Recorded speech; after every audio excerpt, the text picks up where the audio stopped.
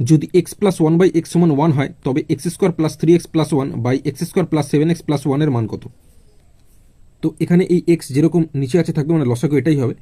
তো এরকম গুণ হয়, ওপরে যোগ হবে। তো এক্সের সাথে এক্স গুণ করলে এক্স স্কোয়ার হলো, প্লাস উপরে যেরকম এক আছে থাকবে, মানে এক্স স্কোয়ার প্লাস ওয়ান হলো। ঠিক আছে, সমান এক যেরকম আছে লিখলাম। এরপরের লাইনে এক্স স্কোয়ার প্লাস ওয়ান সমান এক্সের সাথে এক কোনাকুনি গুণ করলে এক্স এককে এক্স। এবার কোশ্চেনে এই x square plus three x plus one ছিল, আমি এক্স স্কোয়ার প্লাস ওয়ানকে আগে লিখেছি, পরে লিখেছি প্লাস থ্রি এক্স।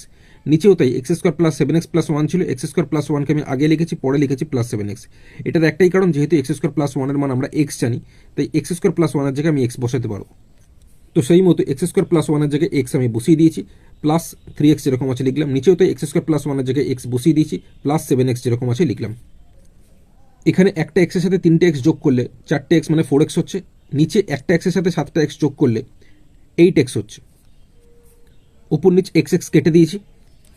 এরপর ওপর নিচ চার দিয়ে কেটেছি, চার এককে চার, চার দুগুণে আট, মানে উপরে থাকছে এক বাই নিচে থাকছে দুই, এক বাই দুই। অপশান ডি সঠিক উত্তর হবে।